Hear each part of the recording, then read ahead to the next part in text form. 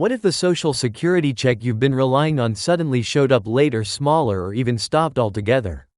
What if the very structure of your retirement support, something you've paid into your whole life, was quietly rewritten by a single decision at the top? This isn't science fiction. It's the real possibility facing millions of American seniors right now. Because next month, everything about Social Security could begin to change under a new commissioner with a very different vision. In a move that has already sparked anxiety among retirees, the Social Security Administration is transitioning to new leadership, and insiders say this new boss is bringing a bold agenda with them. It's not just a shift in management style. It's a potential overhaul of how America's most vital retirement program works. With trust fund depletion approaching faster than expected, and federal pressure mounting, this leadership change could trigger one of the biggest reforms to Social Security in a generation. Reports emerging from Capitol Hill suggest that the incoming commissioner has a background in economic restructuring and data-driven reform. Translation? They are not afraid to make unpopular decisions, especially if those decisions are meant to preserve the system in the long term. That might sound good in theory, but in practice, it could mean freezing benefit increases, tightening eligibility, and introducing stricter oversight on who qualifies and how much they get. One of the first proposals reportedly on the table is a suspension of the annual cost of living adjustment, or COLA. While COLA is designed to help retirees keep up with inflation, some within the agency believe it's been overcompensating during periods of volatile inflation. If the COLA freeze is implemented, millions of seniors may receive the same monthly amount for the next 12-24 months, even as prices for rent, food, and medication continue to rise. Another change being discussed is increased scrutiny on working seniors. If you're collecting Social Security but also earning through part-time or freelance work, you could be subject to new reporting requirements. The current income threshold might be lowered, meaning more seniors would see their benefits reduced or paused if they exceed those limits even slightly. And that's just the beginning. There's growing talk of making seniors verify their benefit eligibility annually, similar to tax filings. This could involve documentation uploads, in-person visits, or online recertification. While this might reduce fraud, it also adds a massive burden to older Americans, many of whom struggle with mobility, technology, or simply the stress of navigating bureaucracy. The leadership transition at the Social Security Administration has not only triggered administrative changes, it has also reopened some of the most controversial debates in retirement policy. One of the most contentious is whether Social Security should be partially privatized, giving individuals more control over how their contributions are invested, but also exposing their future benefits to market risk. Supporters argue this could increase long-term returns for some workers. But critics warn that privatization would weaken the collective safety net, especially during economic downturns when the most vulnerable seniors could suffer the most. Another idea gaining momentum in policy circles is means testing Social Security benefits. In simple terms, this would adjust how much you receive based on your total retirement income, including pensions, investments, or other savings. The wealthier you are, the less Social Security you'd get. In theory, this would preserve funds for those who need them most. But advocacy groups strongly oppose this, saying it undermines the foundational principle that Social Security is an earned right, not a welfare handout. After decades of paying into the system through payroll taxes, many retirees feel that reducing their benefits based on outside income is unfair and disrespectful. A variation of means testing being explored is the introduction of a sliding scale benefit model.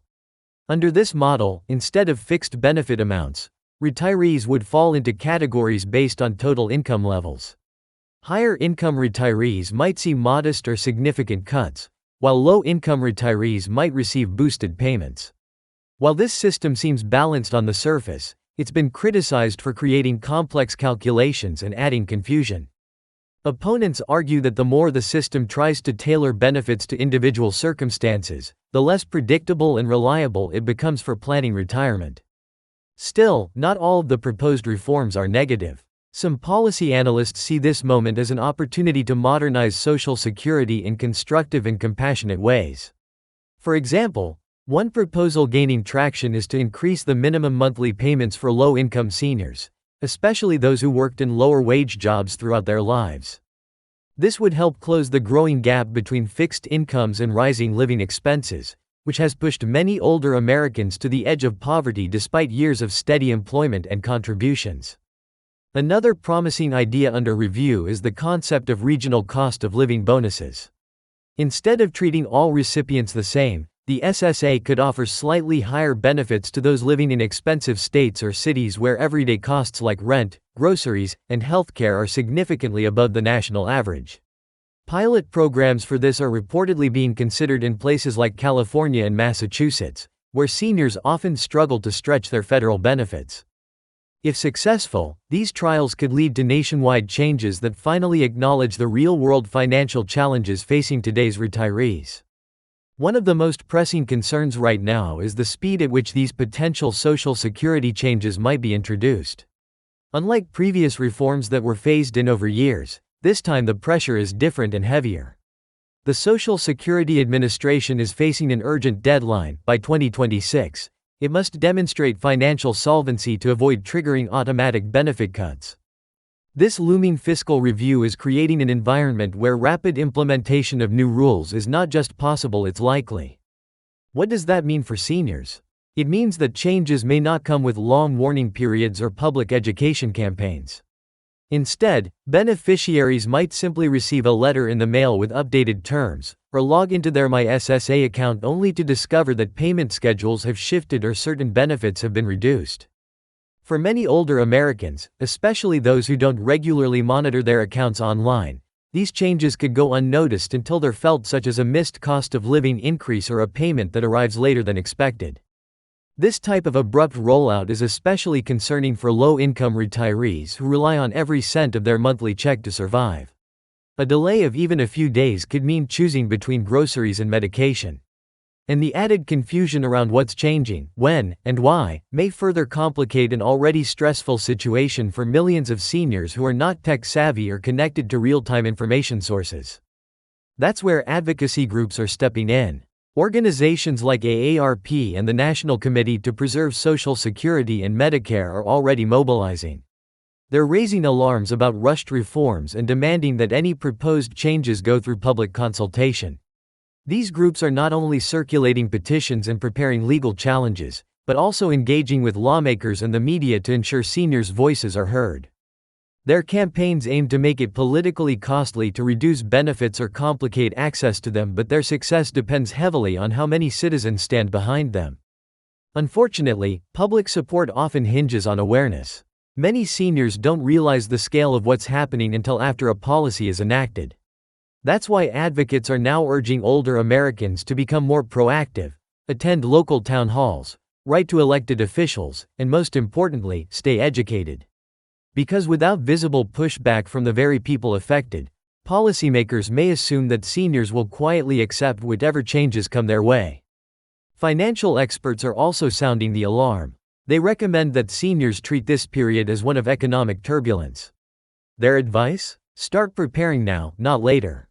That includes reviewing all Social Security statements line by line, checking your MySSA profile for any upcoming notices, tracking your monthly deposits closely, and considering whether to delay retirement if you haven't already filed. These are not just precautionary steps, they may be essential for maintaining financial stability in the coming years. Most importantly, seniors are being encouraged to take control of what they can. Consolidate other income sources, reduce unnecessary expenses, and consider setting aside an emergency fund even if it's small. The idea is simple: don't assume the system will continue to operate the same way it always has. Because if these reforms come quickly and quietly, the only ones who will be truly ready are those who prepared in advance. The political implications are massive. With an election year approaching, both parties are watching closely how seniors react to these reforms. The retiree vote is one of the most powerful in the country, and any misstep by the administration could cost millions of votes. That means the conversation around Social Security isn't just about money, it's about power, promises, and pressure. Several members of Congress, both on the left and right, have started to voice bold proposals aimed at fixing Social Security's long-term funding issues. One of the most widely discussed ideas is to raise the payroll tax cap, which currently limits how much income is taxed for Social Security purposes. Right now, any income earned above $168,600, as of 2024, isn't taxed for Social Security at all. By increasing or even removing that cap, high-income earners would contribute significantly more into the system, potentially generating billions in additional funding. On the other hand, some lawmakers are championing a more radical approach, introducing a universal basic benefit.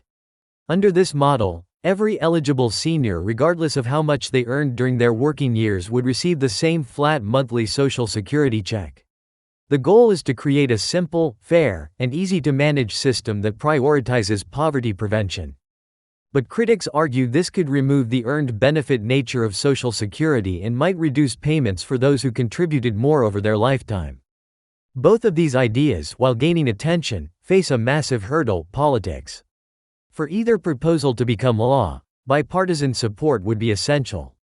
And in today's deeply divided Congress, where even basic budget decisions spark long standoffs, expecting cross-party agreement on a sensitive issue like Social Security is a tall order. Without unity, meaningful reform may stay stuck in debates for years while the system's financial stability continues to erode. That's why the focus right now is squarely on the new incoming commissioner of the Social Security Administration. This individual holds the power to guide internal reforms, shift operational priorities, and even influence how aggressively certain proposals are pushed. The big question everyone is asking: will this new leadership strengthen the program, or will they unintentionally create more uncertainty for retirees? It's a moment of truth, and one with very real financial consequences for tens of millions of Americans. With the system entering this era of transformation, staying informed is no longer optional. Seniors can no longer assume that their monthly payments will stay the same, or that the rules they once knew will continue to apply. It's critical that retirees and even those nearing retirement pay attention to these developments, verify facts through official SSA updates, and raise their voices when necessary. Because decisions made today could shape retirement realities for the next 20 to 30 years. And most importantly, change often happens quietly through small policy memos, agency rules, or obscure budget adjustments. By the time most people feel the impact, the decisions have already been made. That's why now is the time to ask questions, seek clarity, and remain vigilant. Because once these new rules are implemented, it might be too late to reverse their effects. Disclaimer: this video is based on early reports and expert speculation. While leadership changes at the SSA are confirmed, the full scope of policy shifts remains uncertain until officially announced. Viewers are encouraged to monitor updates directly from the Social Security Administration and consult financial professionals for personalized advice.